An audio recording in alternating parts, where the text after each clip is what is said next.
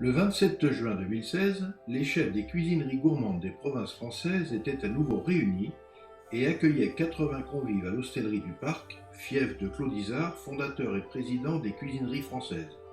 Une noble institution dont les membres œuvrent pour le strict respect de la qualité culinaire française, des traditions, des valeurs du patrimoine de nos territoires, mettent en avant les producteurs locaux et se battent pour la qualité des produits et des métiers qui les font naître.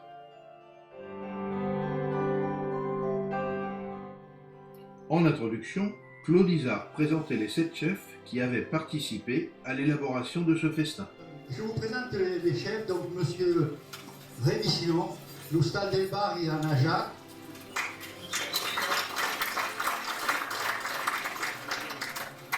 Monsieur Pascal Doucet, les Deux Rivières à la Guépie.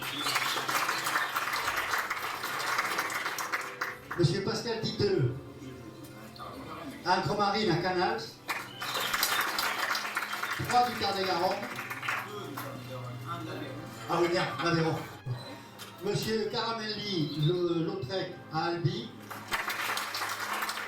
Et monsieur Jean-Pierre Saissé, l'Hôtel du Pont à Ambéalé. Monsieur Château-Garnier qui n'est pas là mais qui a fourni le fromage. Et je l'ai oublié de ça. Donc moi-même, que déjà, j'ai des cabanes à côté de toi. Donc tout à l'heure, on va voir avec tout le personnel, parce qu'il y a beaucoup de cuisiniers derrière. Donc on va là tous ensemble. Merci, bon appétit.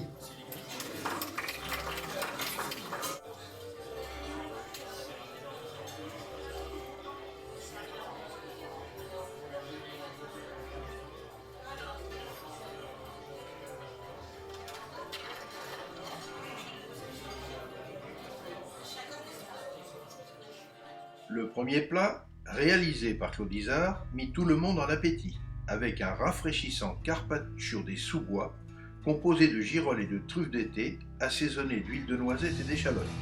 Ce plat était accompagné d'un vin blanc sec, la Croix des Marchands 2015. Ensuite, Pascal et Claudie Titeux, de l'Ancre-Marine à Canals dans le Tarn-et-Garonne, faisaient vibrer les papilles des convives grâce à un très savoureux tartare de la mer, composé d'espadons et de thon, avec des cives surmontées d'ananas, mangue et avocat, recouvert d'un tartare de saumon à la nette et accompagné d'un sorbet citron et d'une crème fouettée parfumée à la muscade et au yuzu. Ce plat était accompagné d'un vin blanc sec, la Croix des Marchands 2015. Puis, Antoine Caramelli, du restaurant Le Lautrec à Albi, fit découvrir et apprécier à l'ensemble des convives un délicieux marbré de foie gras aux cerises, accompagné d'une tranche de focaccia, parfumé au romarin, constitué d'une pâte à pain et d'huile d'olive. Ce plat fut servi avec un vin blanc doux du domaine de Labarthe, tradition de 2015. Suivait une recette savoureuse de Pascal Doucet du restaurant Les Deux Rivières à la Guépie dans le Tarn-et-Garonne, avec un dos de cabillaud à l'occitane et sa pipérade parfumée au chorizo. Un vin blanc sec, de Château Clément-Terme tradition, accompagnait ce mets.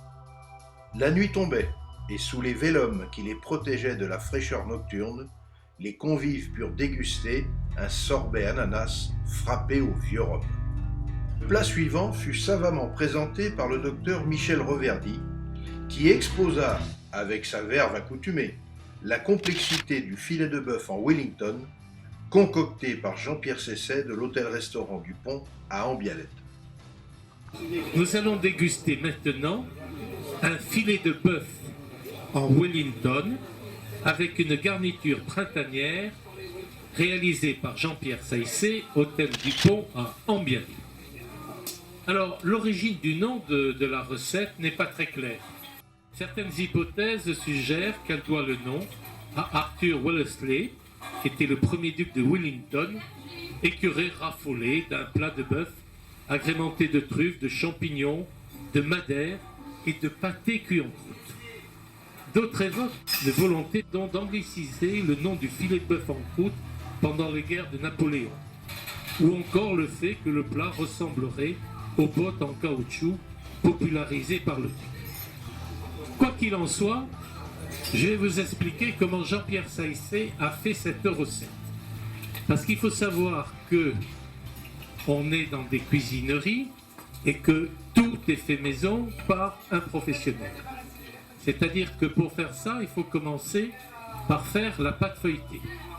Donc la pâte feuilletée, on fait d'abord ce qu'ils appellent une détrempe, et puis on met au milieu du beurre dur, on tape là-dessus, on couvre avec la pâte, on l'étire, on la replie 2 fois, on laisse reposer au frigo 20 minutes, on reprend la pâte, on l'étire et on fait ça 6 fois de suite. Donc je veux dire, pour faire une pâte feuilletée, c'est pas simple, ça ne consiste pas à aller à côté et acheter une pâte toute faite. Ensuite, il va faire une sauce. Cette sauce, c'est une sauce brune. Je vais vous donner la recette vraie d'une véritable sauce brune, d'une sauce espagnole. Il faut d'abord commencer par faire un fond de veau. Qui dit faire un fond de veau, dit prendre des os de veau, prendre des légumes aromatiques, ce qu'on appelle un fond aromatique, c'est-à-dire carottes, oignons, ail, etc. Mouiller le tout, laisser cuire pendant 3 ou 4 heures. Pendant qu'on a cuit, on a bien écumé, etc. Et puis une fois que c'est cuit pendant 3 ou 4 heures, on filtre la sauce et on a donc un fond de veau. Ensuite, il faut faire la sauce brune. Pour ça, il fait suer au beurre des lardons. Il ajoute une mirepoix de légumes faite d'oignons, carottes et d'un peu de concentré de tomate. Il laisse suer le tout, puis laisse refroidir la préparation. Il ajoute alors un fond de veau bouillant, de l'ail écrasé, de la tomate concassée et le bouquet garni. Il laisse cuire 1h30 en dépouillant fréquemment. Dépouiller, c'est ôter pendant la cuisson la peau qui se forme sur une espèce de petite peau qui peut se former sur la surface. Et puis ensuite, il passe la sauce sans la fouler, c'est-à-dire sans écraser. Il tamponne la sauce. Tamponner la sauce, c'est répartir des petites parcelles de beurre sur la surface de la sauce. D'abord, ça la rend brillante et ensuite, ça évite que se forme une peau. Donc là, il a fait la sauce. Il a fait le feuilleton. Maintenant, il faut qu'il prépare sa viande. Alors, pour préparer sa viande, il prend la viande et il commence par la passer, la poêler, j'allais dire. C'est-à-dire la faire brunir des 2 côtés. Tout ça pour faire 2 choses. Faire la réaction de Maillard. La réaction de Maillard, vous le savez, c'est une réaction qui se produit aux alentours de 180 degrés et qui est une réaction qui se fait avec les sucres et les protéines et qui donne cette couleur particulière aux viandes grillées et ce goût si particulier. En plus, la réaction de Maillard, si vous voulez, fait une sorte d'imperméabilisation de la surface de la viande, ce qui fait que les sucres vont rester à l'intérieur de la viande. Donc une fois qu'il a fait sa réaction de Maillard, qu'il a bien fait revenir sa viande, il la laisse reposer et refroidir.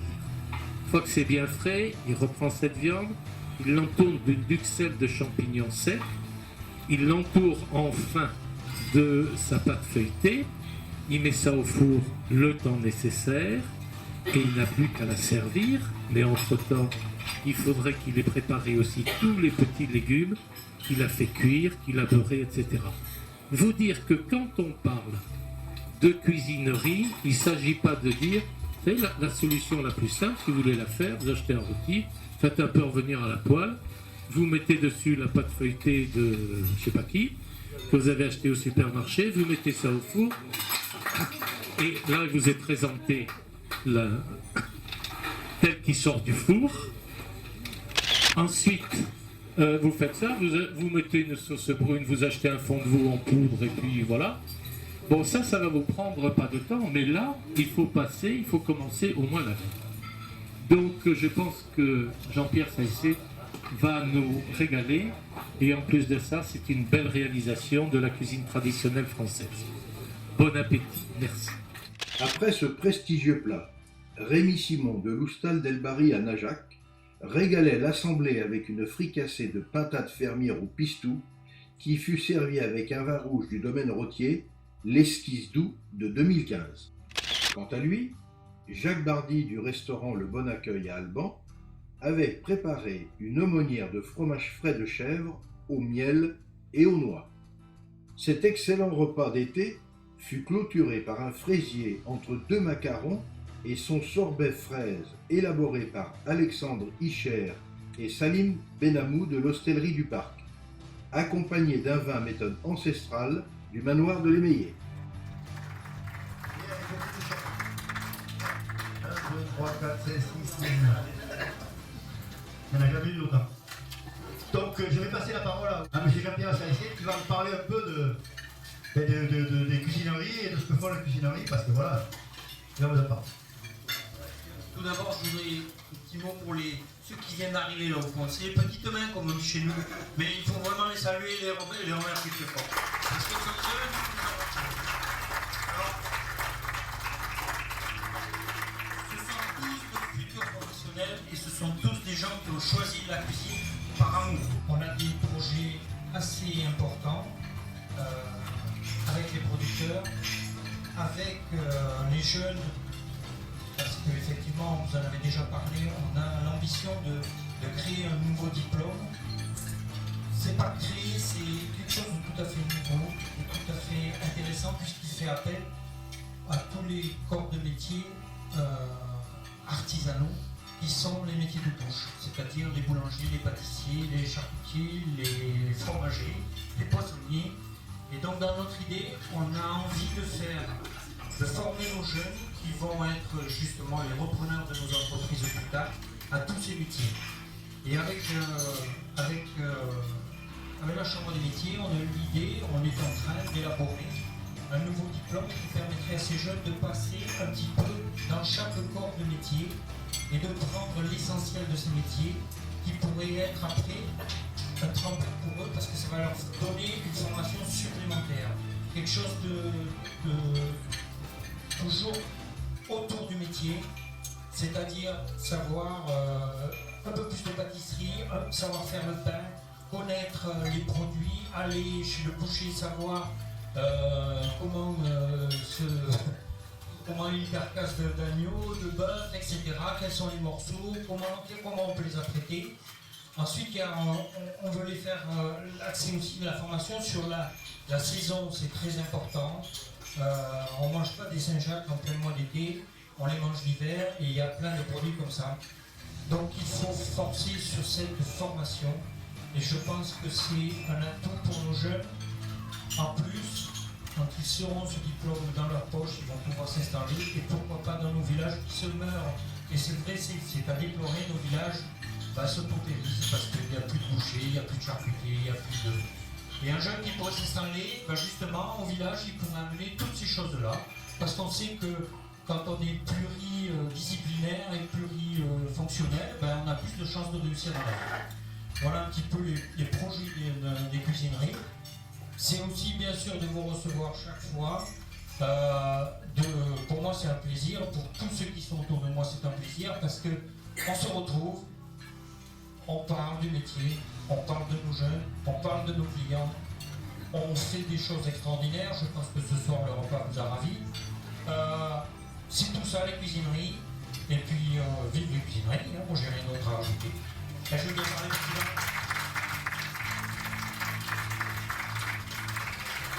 Merci. Tous les artisans sont aujourd'hui en train de se faire balayer par l'industrialisation et la mondialisation. On dit que la société change, les goûts changent. C'est pas les goûts qui changent, la société qui change. C'est des puissances occultes qui imposent des nouvelles façons de consommer pour arriver à vendre les produits qui viennent de l'agroalimentaire d'ailleurs. C'est vraiment la banalisation, on essaye de banaliser les goûts pour que... c'est vraiment dramatique. Et moi ce qui me surprend, mais ce qui me désole, c'est déplorable de voir que les gens meurent gentiment dans leur coin. Ils se battent pas. Par contre, il y en a quand même pas besoin de se battre, c'est la mondialisation, peut-être tout se vite, ça. Et eux, ils continuent à avancer, ils ont des marges extraordinaires. Alors c'est vrai que si on se bat aussi par rapport à ce diplôme, par rapport à l'accès au répertoire des métiers, c'est vraiment pour qu'on est dans cette maison de l'artisanat. Et là, il y a des gens ici qui sont à fond dedans, mais il faut arriver à ce qu'il y ait une différence sociale et fiscale pour ces gens artisans qui, eux, fabriquent le produit de leurs mains, ils l'achètent de la terre, ils l'achètent, ils le transforment, ils le vendent, alors que ces gens autres, les autres restaurateurs, achètent le produit préélaboré Et dans l'achat, dans le coût matière qu'ils achètent, il y a à la fois le coût matière, mais il y a aussi le coût salarial, puisque la matière est transformée. Et nous, tout ça, on l'a en plus, et on a de plus en plus de difficultés à pouvoir trouver d'abord des jeunes qui connaissent et qui ont envie de venir dans le métier. On se bat, mais on n'est pas assez nombreux. Et moi, je regrette, et je regrette plus à tous, de voir que, ma foi, tout va se balayer, tout va être balayé par... enfin bon, j'espère. De toute façon, vous êtes là, donc c'est que vous croyez encore à la cuisine, que vous croyez aux bons produits, et vous croyez à nos métiers. Donc déjà, c'est très bien. Pour clôturer la soirée, et selon la coutume, Claude Izard décernait de la part des cuisineries françaises un diplôme de disciple du goût à plusieurs membres de cette sympathique assemblée.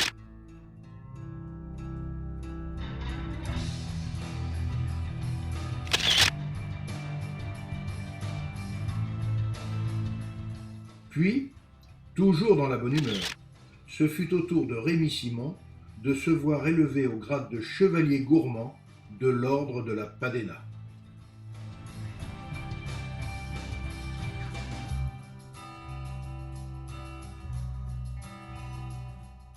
Française. Je crois. À la cuisine du terroir. Je crois. À l'art, à la culture et à l'amour pour toi. Je crois. Aux compagnons restaurateurs. Je crois.